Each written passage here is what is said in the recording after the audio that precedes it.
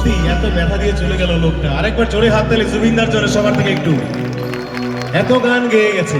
R I am very surprising today, আমাদের band একটা surprise দিল আজকে পিন্টুদা আমাকে। আমাদের সঙ্গে রাজদীপ দা আছে।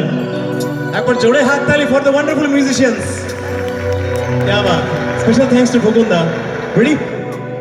একটু হাত তুলো উপরে দেখি, তালে তালে হাততালি হবে একসঙ্গে। 1 2 3